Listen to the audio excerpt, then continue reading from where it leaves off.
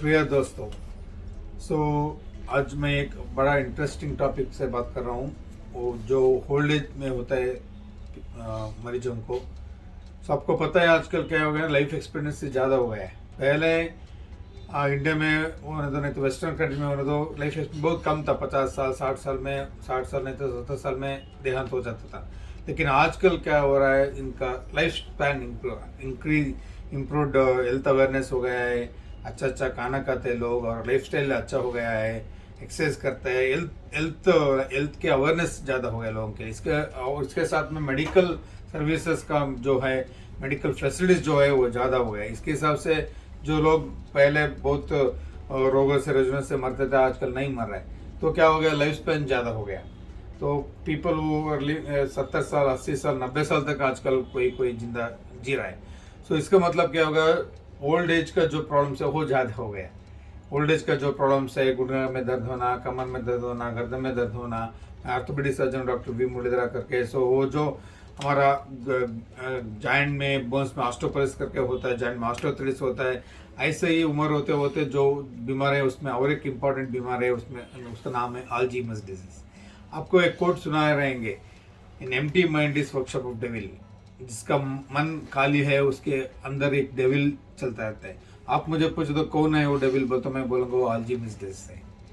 क्या होता है ना, अल्जाइमर्स डिजीज जो उन लोगों में होता है, उन लोगों में उनके छोटा उम्र में कुछ उसका साइकिक का प्रॉब्लम रहे होने दो, नहीं तो कुछ इनके मानसिकता में कुछ प्रॉब्लम रहे दो, नहीं तो कुछ उसका उसका एंगेज में तो मिडिल एज में कुछ नेगेटिव इंसिडेंट्स हुआ रहेंगे उसका उनका जीवन में। नहीं तो क्रॉनिक डिप्रेशन में है आदमी, नहीं तो एंग्जाइटी है। ऐसे लोगों में अल्जाइमर्स डिजीज आने का चांस है। और दूसरा लोगों में बोले तो कोई लोग क्या है, उनका मद्यपान करते हैं, धूमपान करते हैं, बैड हैबिट्स ऑफ अल्कोहलिज्म और smoking, those people also chances of Alzheimer's is very high, right. तो इन लोगों के साथ क्या होता है, अल्जाइमर्स आने का चांसेस बहुत ज़्यादा हो जाता है। तो उसके साथ में स्टडीज और भी बताए क्या होता है। अल्जाइमर होने में क्या होता है, ये ब्रेन का बीमार है बेसिकली।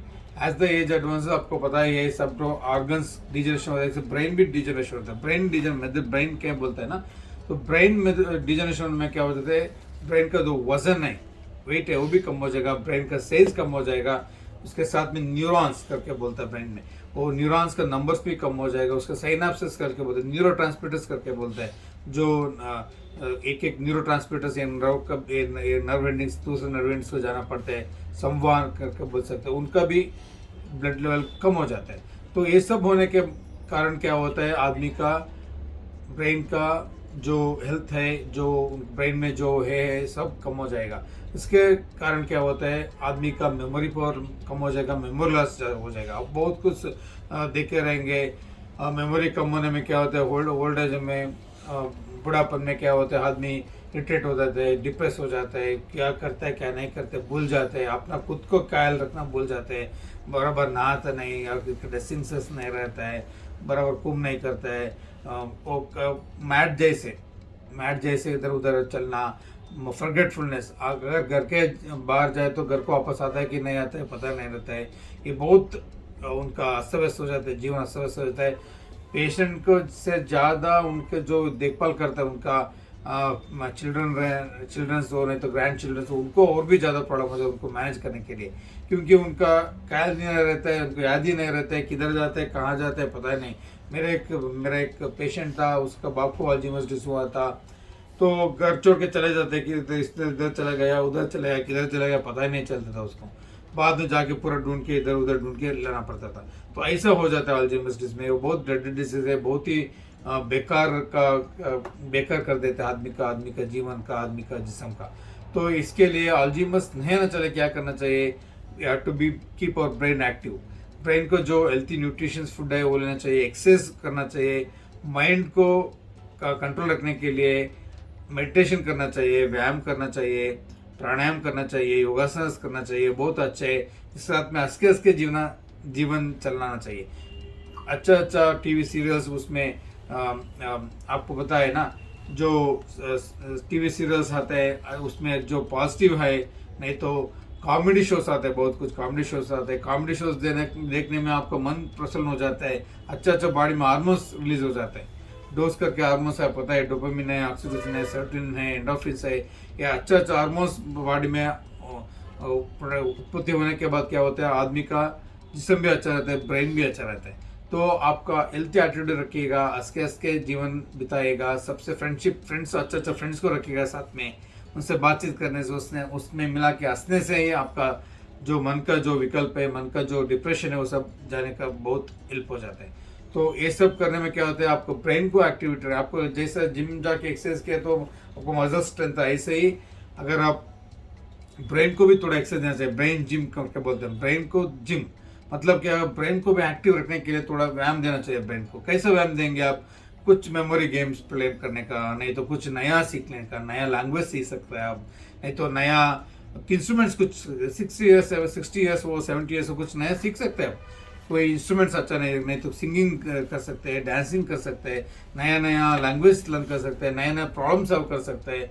ऐसा करने में क्या होता है, ब्रेन को अच्छा एक्सरसाइज मिलता है, अच्छा एक्सरसाइज मिला, अच्छा स्टिमुलेशन है तो ब्रेन एक्टिव रहेगा, यंग रहेगा। So that's very very important है।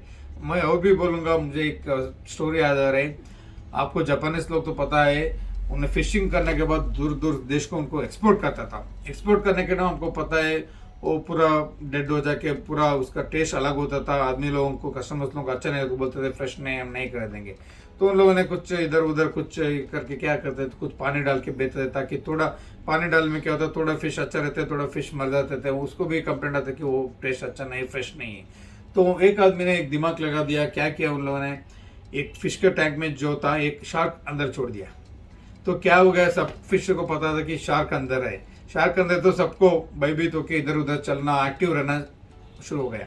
तो क्या हो गया, दूर चलने के बाद भी उनका डेथ नहीं होता था, क्योंकि शार्क के दो एक्टिव रहते थे, इधर उधर चलते रहते थे, एक्टिव रहते थे, एक्सरसाइज रहते थे, पूरा एक्टिव रहते। इसके हिसाब से इवन दूर चलने के बाद भी उनका डेथ नहीं होता था, फिश फ्रेश रहते थे। तो ऐसा क्या हो गया, उनको पता था कि एक शार्क अंदर है, हमको कभी टाइम खा सकता है, इसके हिसाब से सब फिशेस एक्टिव था। मेरा यही क्वेश्चन है आप में, आपका जिंदगी में वो शार्क क्या है?